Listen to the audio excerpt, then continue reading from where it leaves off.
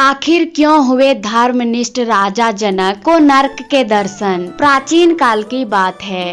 राजा जनक ने ज्यों ही योग बदल से शरीर का त्याग किया, त्यों ही एक सुंदर सजा हुआ विमान आ गया और राजा दिव्य देहधारी सेवकों के साथ उस पर चढ़कर चले गए। विमान यमराज के संयमनीपुर के निकटवर्ती मार्ग से जा रहा था। ज्यों ही विमान वहां से आगे बढ़ने लगा, त्यों ही बड़े ऊंचे स्वर से राजा को हजारों मुखों से निकलती हुए करुण ध्वनि सुनाई पड़ी। पुण्य आत्मा राजन, आप यहाँ से जाइए नहीं। आपके शरीर को छूकर आने वाली वायु का स्पर्श पाकर हम यातनाओं से पीड़ित नरक के प्राणियों को बड़ा ही सुख मिल रहा है। धार्मिक और दयालु राजा ने दुखी जीवों की करुण पुकार सुनकर दया करके निश्चित किया कि जब मेरे यहाँ रहने से इन्हें सुख मिलता है तो बस मैं यहीं रहूँगा।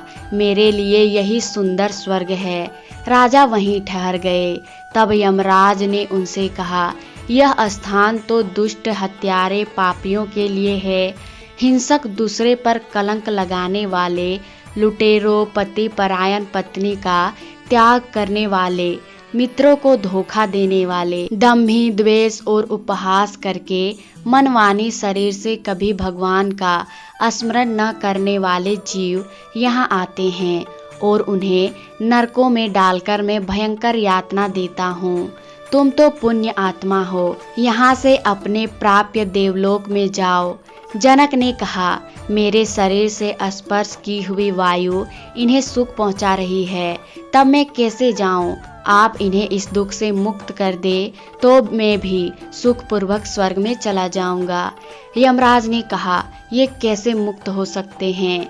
इन्होंने बड़े बड़े पाप किए हैं। इन पापियों ने अपने पर विश्वास करने वाले मित्र पत्नी पर बलात्कार किया था। इसीलिए इसको मैंने लोह संडकू नाम नरक में डालकर 10,000 वर्षों तक पकाया है।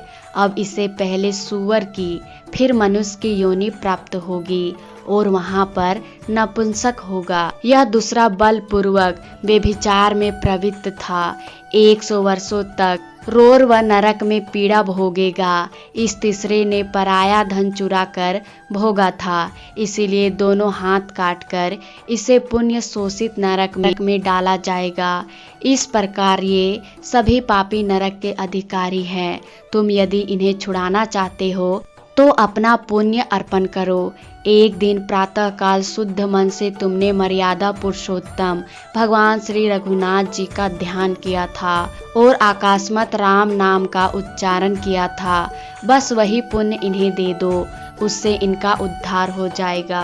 राजा ने तुरंत अपने जीवन भर का पुण्य दे दिया और इसके प्रभाव से नरक के सारे प्राणी नरक यातना से तत्काल छूट गए तथा दया समुद्र महाराज जनक का गुण गाते हुए दिव्य लोक को चले गए। तब राजा ने धर्मराज से पूछा, जब धार्मिक पुरुषों का यहाँ आना ही नहीं होता तब फिर मुझे यहाँ क्यों लाया गया।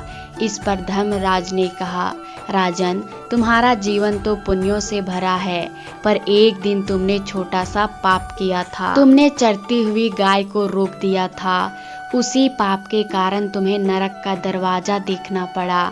अब तुम उस पाप से मुक्त हो गए हो और इस पुण्य दान से तुम्हारा पुण्य और भी बढ़ गया है। तुम यदि इस मार्ग से न आते तो इन बेचारों का नरक यातना से कैसे उद्धार होता। तुम जैसे दूसरों के दुख से दुखी होने वाले दया धाम महात्मा दुखी प्राणियों को हरण में ही लगे रहते हैं। भगवान कृपा सागर हैं। पाप का फल भुगतने के बहाने इन दुखी जीवों का दुख दूर करने के लिए ही इस संयमनी के मार्ग से उन्होंने तुमको यहाँ भेज दिया है। तदनंतर राजा धर्मराज को प्रणाम करके परम धाम को चले गए। आशा करती हूँ दोस्तों आपको ये वीडियो पसंद आई होगी। पसंद आए तो वीडियो को लाइक, शेयर, सब्सक्राइब जरूर कर देना। मिलते हैं अगली वीडियो में, तब तक के लिए राधे राधे।